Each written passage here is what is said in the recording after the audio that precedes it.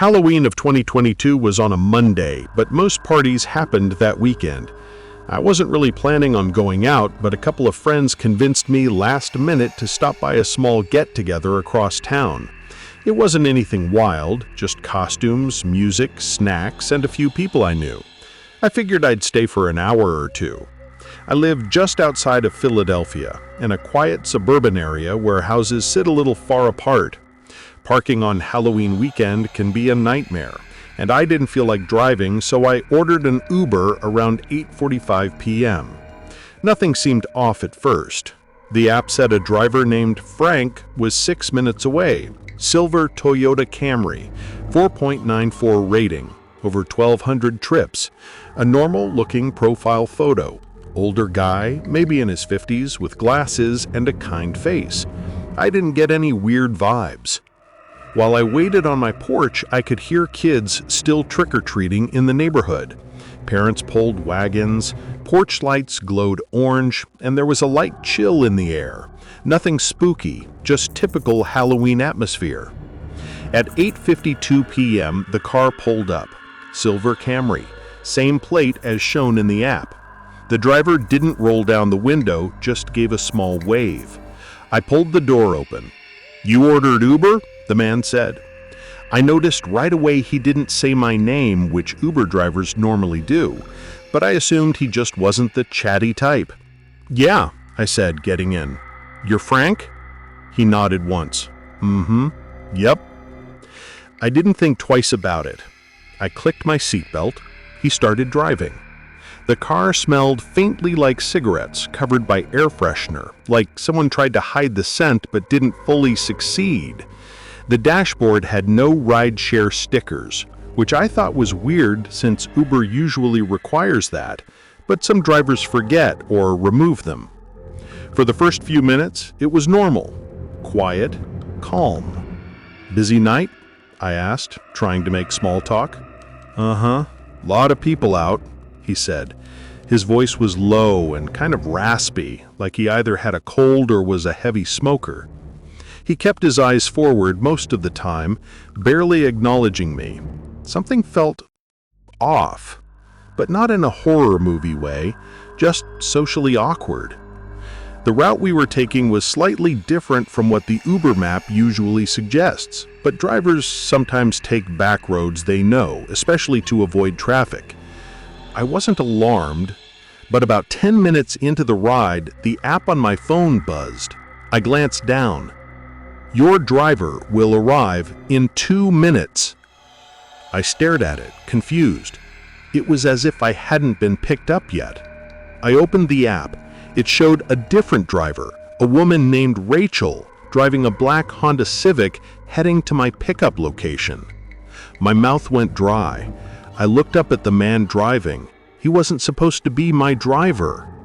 For a moment, I tried to rationalize it. Maybe a glitch. Maybe the ride got reassigned. Maybe I accidentally canceled. The app then showed, "Your driver has arrived." The black Honda Civic icon was parked right in front of my house. My heart started beating faster. Not panic, but that uneasy feeling when something isn't adding up. I cleared my throat. What's your name again?" The man didn't answer right away. Then he said, "I told you, Frank." Except he hadn't. I'd asked, "You're Frank?" and he just nodded. I glanced at the dashboard. No phone mounted, no GPS, no Uber driver card, nothing. This time I spoke more directly. "Can you tell me the name on the ride? Who are you picking up?" His hands tightened on the wheel. "You," he said. "Relax, we're almost there." His tone wasn't angry, more dismissive, like I was being dramatic. I tried to stay calm and not jump to conclusions. I didn't want to accuse some innocent guy who maybe got confused, but the app continued buzzing with messages from the real Uber driver. Quote, "I'm outside." End quote, "Are you still coming?" End quote. Now my hands felt cold. I texted her back quietly. "Someone else picked me up. Did you cancel?" She replied almost instantly, "No, I've been here 5 minutes. What do you mean someone picked you up?" I swallowed hard. That sink in your stomach feeling hit me, the kind where your body realizes the danger before your brain wants to admit it. The man finally spoke again. "No phones. People on their phones while I'm driving distracts me." His voice had changed slightly, lower, firmer. I forced a small laugh, trying to sound casual. "Oh, sorry, just texting my friend to let them know I'm running late." He didn't respond. The road we were on now wasn't familiar. Not a main road, not well lit. Houses were spaced far apart, some completely dark. I quietly opened the messages again. Me. "Can you call me? Pretend to be my mom." Rachel. "Call 911 now." Something in me clicked. The situation wasn't misunderstanding weird, it was unsafe weird. I looked at the car door. There was no lock I could see. It was one of those newer cars where the lock is built into the handle. I tested the handle gently. It didn't budge. The child lock was on. That's when I finally admitted to myself I wasn't in an Uber, and I didn't know where this guy was taking me. I tried to keep my breathing steady so he wouldn't notice the panic starting to build in my chest. We drove deeper into a quieter part of town, the kind of area with long stretches of woods between houses. Hardly any streetlights, just darkness, broken up by the occasional porch light far off in the distance. My mind was racing, but I kept my voice calm. "Hey, do you mind if I actually get dropped off a little earlier? My friend texted they're closer to the mall, so I'll just meet them there." He didn't respond. Not a nod, not a sure, just silence. I watched his face in the reflection of the window. His jaw was clenched. His eyes were locked on the road with this blank, focused look. I slowly slid my hand toward my phone, keeping it low so he wouldn't see the screen light. I texted Rachel again. Me. "He's not an Uber driver. He has child locks on." Rachel. "I'm calling police. Share location now." I sent her my live location. At that moment, the man suddenly spoke. "You said you're meeting friends, right?" His voice was quieter now. "Halloween party?" "Yeah," I said, trying to sound casual. "Just a small hangout. They're expecting me." He nodded slowly. "Good. It's dangerous to be out alone tonight." The irony almost made me laugh. He turned onto a narrower road. No line markings, trees on both sides leaning over the pavement like a tunnel. I forced myself to look calm even though every instinct in me was screaming to get out of that car. I tried the handle again, gently, pretending like I was adjusting how I was sitting. Still locked. He must have heard the tiny click because he snapped his head toward me in this sudden, sharp movement. "Don't do that," he said. "You'll mess up the lock. It breaks easily." My heart hammered so loudly I was sure he could hear it. "I wasn't sorry," I muttered. The car slowed as we approached a four-way stop. For a split second, I considered just unlocking the door and bolting, but the locks were controlled by the driver, and we were still moving too much. I needed him to stop completely. I thought of something quick. My stomach's kind of upset. "Do you mind if we stop somewhere? A gas station or—" He shook his head before I even finished. "No stops," he said flatly. "We're almost there." Almost where? He hadn't asked for an address. The app wasn't running. There was no GPS. He was driving to somewhere he chose. My phone buzzed again. I lowered it between my leg and the seat so he wouldn't notice the screen light. I texted Rachel again. Me. "He's not an Uber driver. He has child locks on." Rachel. "I'm calling police. Share location now." I sent her my live location. At that moment, the man turned the wheel and pulled onto a gravel road. The sound of the tires crunching over the stones filled the car. Dust rose behind us, visible in the red glow of the taillights. This road led into what looked like an empty lot near the woods. No houses, no cars, just a clearing. He stopped the car. My heart felt like it dropped into my stomach. He slowly put the car into park. The engine stayed running, the low rumble vibrating through the seat.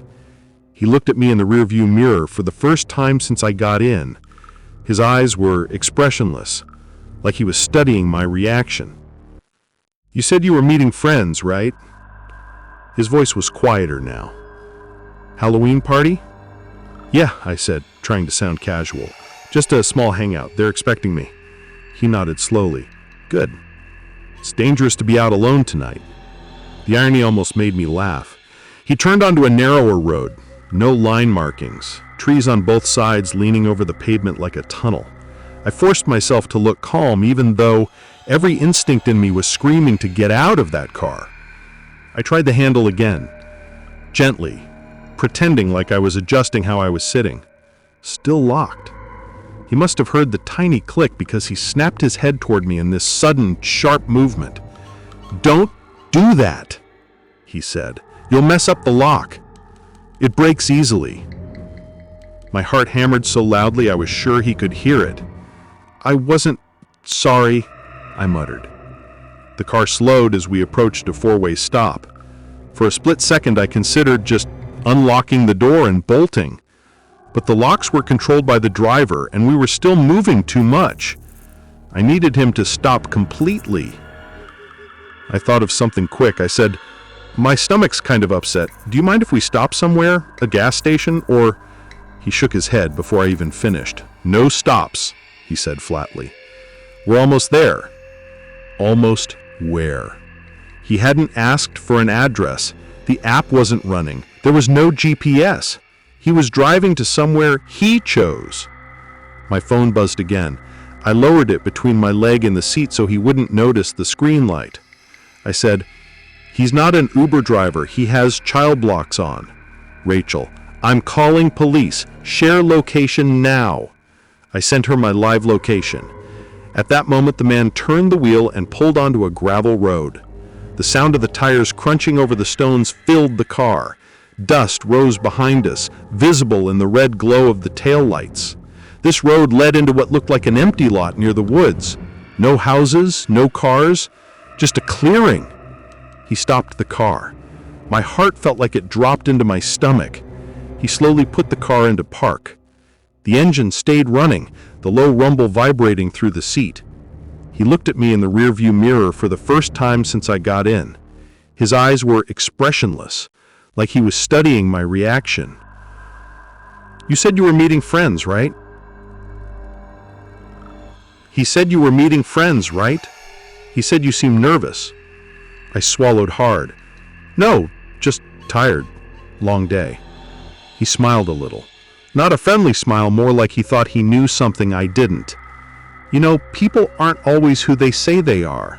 You should be careful who you trust." The words hit me like a physical chill. I forced myself to nod like I agreed with him. "You're right," I said softly. "My dad says the same thing." For a moment, neither of us spoke. The only sounds were the engine rumbling and the faint wind outside. Then he turned around in his seat slowly and looked directly at me. "We're going to sit here for a minute," he said. "I need to make sure nobody followed us." Followed us? That confirmed it. He knew he wasn't supposed to pick me up. My body cold. He reached into his coat pocket. Every muscle in my body tensed. But instead of pulling something out, he just adjusted his sleeve and rested his hand there. I realized something important. He wanted me scared. Not screaming, not running, just terrified and compliant. If I freaked out, I didn't know what he'd do next. So I made my voice as steady and small as possible. "Okay." He kept staring, watching my every move. I didn't blink. After what felt like a full minute, he finally turned back around. "We'll wait," he muttered, tapping his fingers on the wheel. I glanced out the window at the tree line. If I ran, I'd be sprinting into pitch-black woods with a guy who knew the area better than I did. If he chased me, I'd have nowhere to go. I needed another opportunity. A road, a house, another driver, something. Then my phone buzzed again. I knew I couldn't look. Not yet. He hadn't noticed the sound. I tucked the phone deeper between the seat and my leg. After another tense minute of silence, he put the car back into drive. "We'll try a different route. Back roads are safer." Safer for who? He pulled out of the lot and kept driving deeper into the woods. The darkness outside the car felt heavier now, like the night itself was closing in. The only light came from the headlights, two weak beams cutting through endless trees. No houses, no cars, no people. Just me and him. I realized if I didn't act soon, whatever he planned to do, it would happen here, somewhere isolated. I needed a plan. Fast. That's when I saw something ahead through the trees. A light. At first faint, then brighter. A porch light attached to a small house at the end of the road. Civilization! I didn't know who lived there, but I didn't care. This was my chance. I don't know how long we sat there in silence before the man finally turned to face me again. The parking lot was empty except for two cars on the far side, and most of the streetlights were out. It felt like we were sitting in a void. He spoke quietly, almost disappointed. "You ruined the surprise." My throat tightened. I didn't respond. I was afraid if I did, my voice would crack and set him off. He reached into his coat again. My heart almost stopped. But this time, he pulled out a small disposable camera, the kind you'd buy at a pharmacy in the 2000s. He lifted it slowly and snapped a picture of me. The flash lit up the inside of the car, and for a second, I saw his face clearly, expressionless, eyes locked on mine. Then he calmly put the camera back in his pocket, put the car in drive, and pulled back onto the road. I thought about jumping out again, but we were moving, and my phone battery was dead. My only option was to wait for a chance. He kept driving, not toward my street, not toward the city. We were heading down long stretches of road with no houses, no traffic, no lights. I finally worked up the nerve to ask, "Where are you taking me?" He didn't answer at first, just kept his hands at 10 and 2, staring forward. Then he said, "Somewhere quiet. You ruined the surprise, but we can still make tonight special." My skin crawled. I subtly unlocked the door, making sure it didn't make a sound. A few minutes later, we slowed near a wooded pull-off, one of those dirt areas for hiking trails or fishing spots. No cars, no lights, just darkness. He parked. This was it. The second he shifted the gear into park, I flung the door open and bolted into the woods. Branches whipped my arms and face as I sprinted blindly into the trees. I didn't look back, I just ran. I could hear him behind me, crashing through the brush, not saying a word, just the sound of branches snapping and his uneven footsteps chasing me. My lungs burned, my legs felt like they could give out at any moment, but adrenaline was the only thing keeping me upright. After what felt like 5 straight minutes of running, I crouched behind a fallen tree, trying to control my breathing.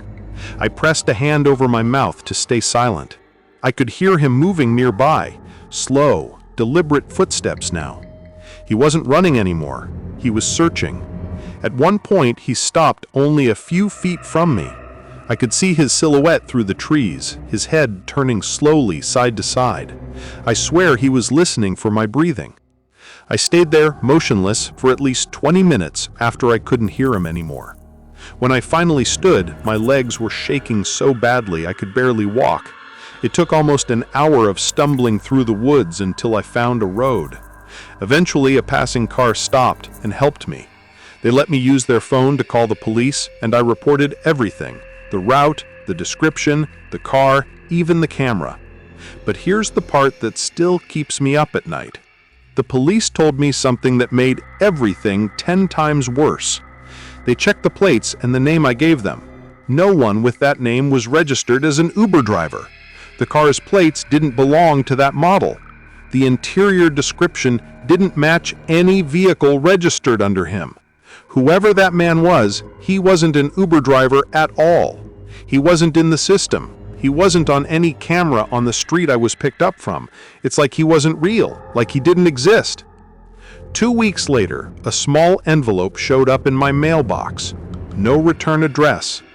Inside was a single photograph, a grainy, flashlit picture of me sitting in the passenger seat of his car, my eyes wide, my face pale.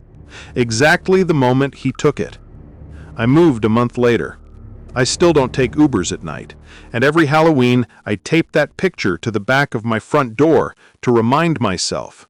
Sometimes the scariest people aren't ghosts, demons, or monsters. They're the ones who look perfectly normal, the ones who don't stand out. Because the truth is, anyone can pretend to be an Uber driver for a night. And if I hadn't jumped when I did, I don't think I'd be here telling this story.